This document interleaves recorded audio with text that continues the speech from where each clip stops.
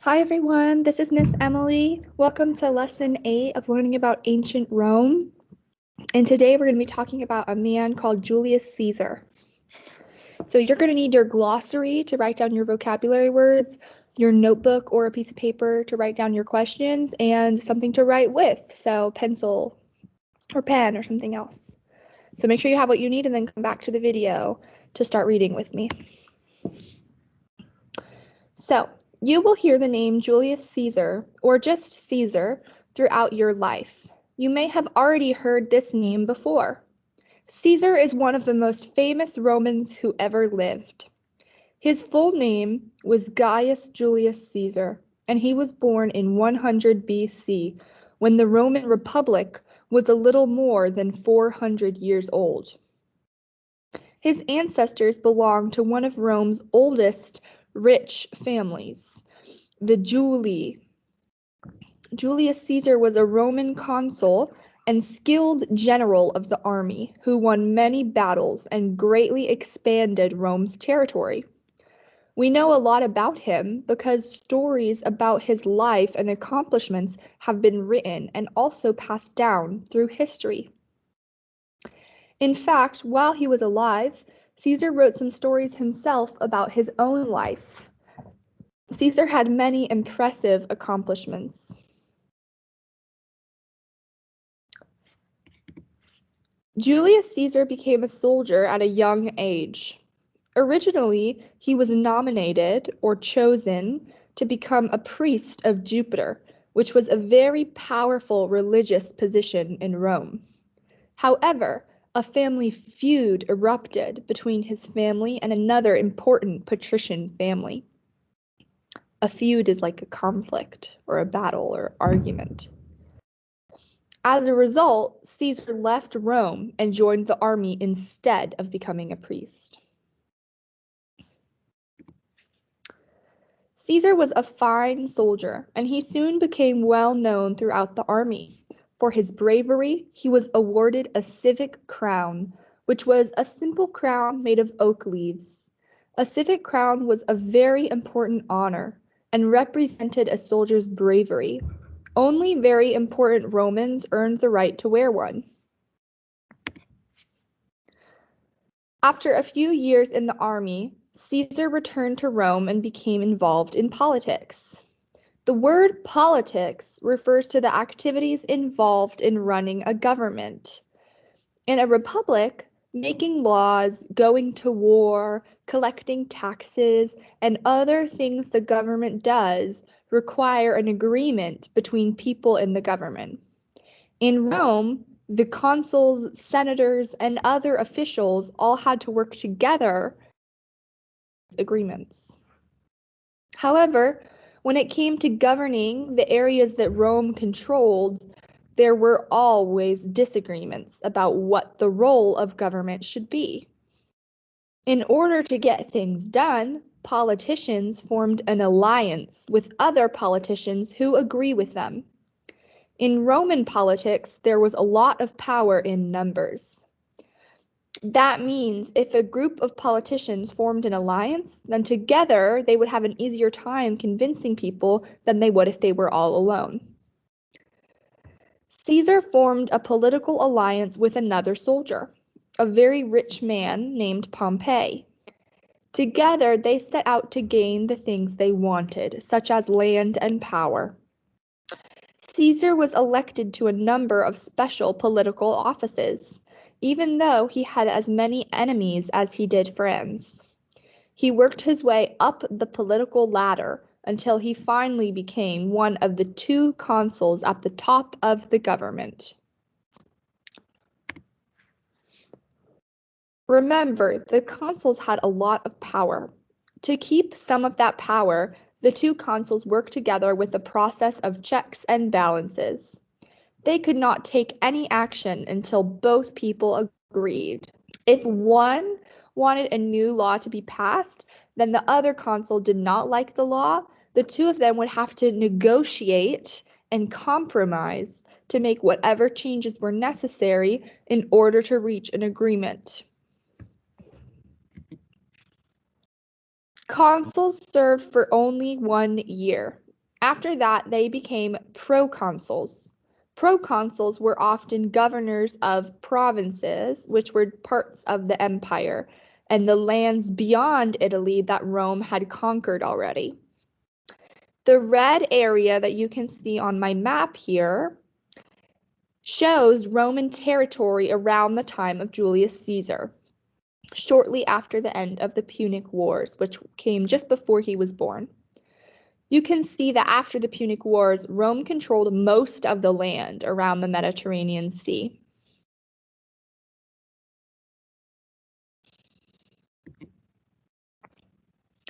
After his term as consul, Caesar became a proconsul of a number of provinces to the north and east of Italy. Caesar was in charge of Rome's northern frontier.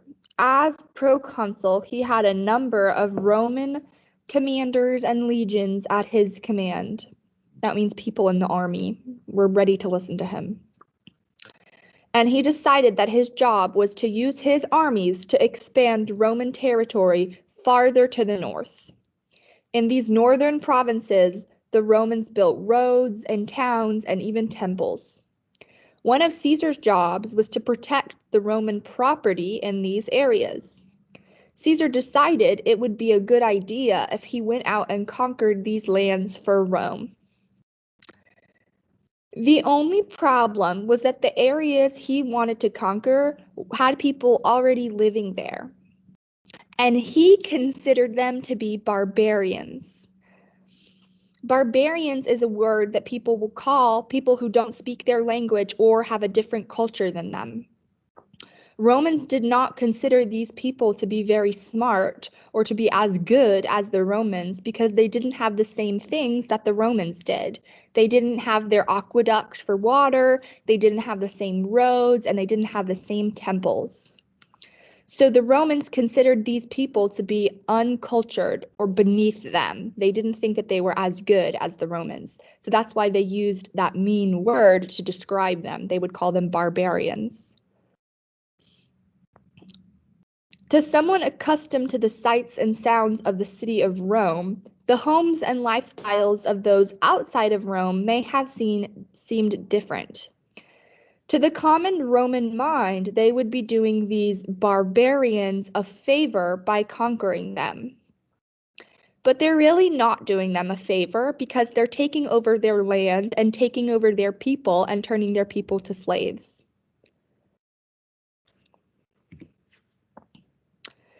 The people to the north of Rome that the Romans wanted to conquer could basically be put into two different categories: the Gauls and the Germanic tribes.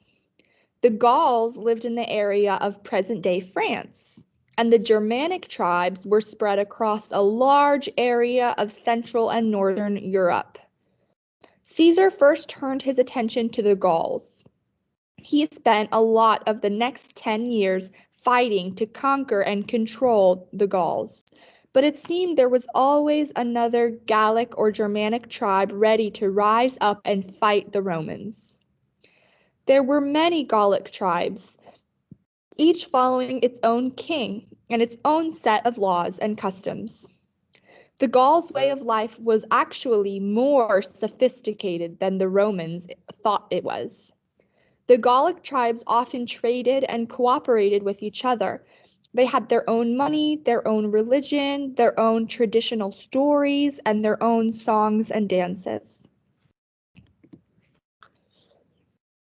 The Gauls were excellent iron workers or blacksmiths. They made impressive weapons and armor. More important, the Gauls were brave warriors. They knew how to fight well, and sometimes they outnumbered the Romans in some areas that the Romans wanted to take over. At the time when Caesar was given the province of Gaul as a proconsul, he needed money to make things happen and to become further important. He also needed to show that he was not someone to be pushed around by his enemies. He looked at Gaul as a good opportunity, a massive area of land and people to conquer. He hoped that because they all answered to their own chieftains, the Gauls would be easy to conquer. Things went well for Caesar at first. Soon stories were reaching Rome of how his legions fought and took over their way through all of the areas, destroying towns, taking slaves, and capturing people's money and property. But as you will soon hear, not all battles went as smoothly for Julius Caesar. The Gallic soldiers also had their own brave leader, who provided a true challenge for Caesar. So let's go over some of the vocabulary that we just heard in our chapter. The first word was alliance. An alliance is an agreement between people working together to achieve a common goal. So if you form an alliance with someone, you're making an agreement with that person that you're going to work together to achieve something that you both have an interest in. That's alliance. So write this word down in your glossary and pause the video, and when you're done, you can play it for the next one. Barbarians is our second word. Barbarians. So we heard this word and we said it means people who are considered by others to be improper or to be worse than them. And it's a term, it's a word that is used to make other people feel bad and to make other cultures feel inferior. Inferior means below or worse. So the Romans and Julius Caesar considered the people that they wanted to take over their land, not just in Europe, but in Africa and in Asia. They considered them to be barbarians because they didn't know anything about them. And they thought the Romans were the best. The third word is compromise. Compromise. If you compromise, that means that you're making an agreement where everyone gives something up that they want in order to end an argument or in order to reach a goal. So if you compromise with someone, if you were both originally in an argument, but you want to end the argument and you want to reach your goal, then you have to give something up in order to get there. The next word is crude. And crude is another thing that the Romans would say to describe the people they wanted to take over as uncivilized, as not as civilized as the Romans. The next word is feud, and we heard that Caesar had a feud in his family, and that's why he didn't become a priest. A feud is a fight or argument between people that lasts for a long time. Longer than usual. Okay, the next word is negotiate. So negotiate is a verb, which means it's an action word, and that means to have a discussion where you want to reach a compromise. So we just said compromise was the agreement that you make where you give something up so that you can end the argument or reach your goal. We all compromise sometimes so that we can end arguments.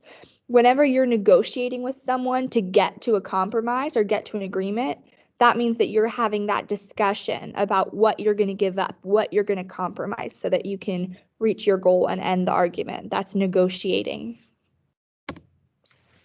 Our next word is sophisticated. Sophisticated means something that is very, very developed or something that's very complicated and complex. So the Romans said that at first they didn't think that the Gauls and the other people they wanted to take over were sophisticated because they described them as barbarians. But we learned in our chapter that actually those people were more sophisticated than the Romans thought or the Romans gave them credit for, right?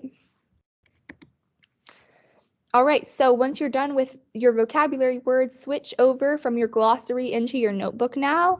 Let's get out a clean sheet of paper. Pause the video if you need more time to do that, and then I want you to write down your answer to question number 1.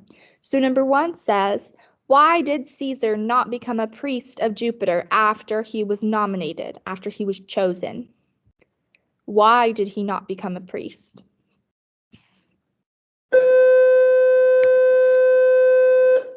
Question 2 says, who did Julius Caesar form an alliance with? when he wanted to become a consul in the government and help make laws, who did he form an alliance with?